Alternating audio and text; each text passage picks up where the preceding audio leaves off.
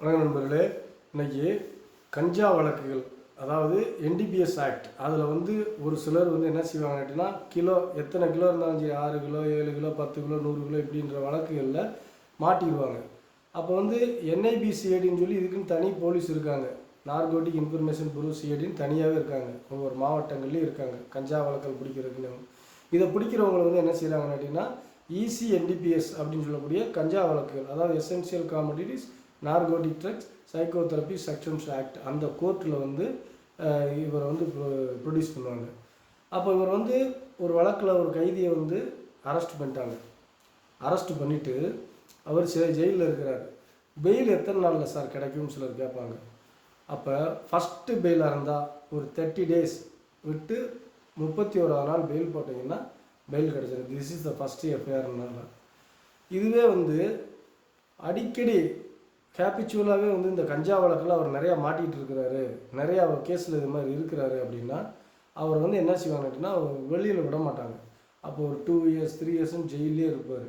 அதுக்கப்புறம் ஒரு 4 years ஒரு 4.5 yearsல நம்ம பெயில் மூவ் பண்ணணும். பெயில் மூவ் பண்ணும்போது பெயிலுக்கு என்னென்ன மாதிரி சூரிட்டிஸ் கேட்பாங்கன்னா, நீங்கள் இதுக்கு முன்னாடி 30 daysல அவர் ரிமாண்ட் ஆகி வெளியில் வர்றாருன்னா நீங்கள் நார்மல் ஆதார் ரேஷன் கார்டை கொடுத்து வெளியில் வந்துக்கலாம். ஆனால் இந்த மாதிரி 4 years 4.5 yearsலேருந்து வெளியில் வர்றவங்க என்ன செய்வாங்கன்னு கேட்டிங்கன்னா, ஒரு பிளட் ரிலேட்டிவ் அவருக்கு வீட்டு வெளியே சொத்து மதிப்பு இவ்வளோ இருக்கணும் அப்படின்னு சொல்லி ப்ராப்பர்ட்டி வெளியே காட்ட சொல்லுவாங்க.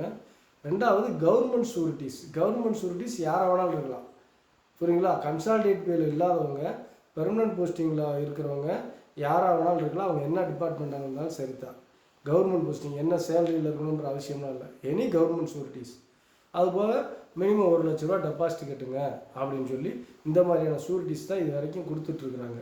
இது போக கொஞ்சம் சிக்கலான சூரிட்டிஸும் இருக்குது. இந்த பிளட் ரிலேட்டிவ்லாம் கேட்கும் போதெல்லாம் பார்த்தீங்கன்னா, ரொம்ப கூட பிறந்தவங்க, உடன் பிறந்தவங்க அப்படின்னு சொல்லி கேட்பாங்க.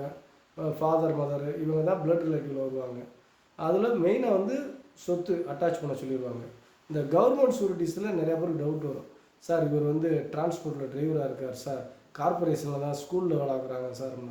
எனி கவர்மெண்ட் சேலரி வாங்கக்கூடியவங்க, என்ன சேலரியாக இருந்தாலும் பரவாயில்ல, தொகுப்பூதியத்தில் மட்டும் இருக்கக்கூடாது.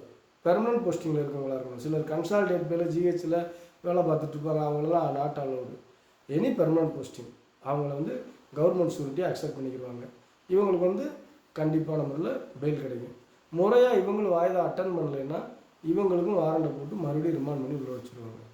அதனால் இவங்கெல்லாம் முறைப்படி சூரிட்டிஸை ப்ரொடியூஸ் பண்ணிட்டு முறையாக வாய்தா மட்டும் அட்டன் பண்ணி கேஸை க்ளோஸ் பண்ணுறதுக்கு என்ன வழியோ அதை தான் பார்க்கணும்.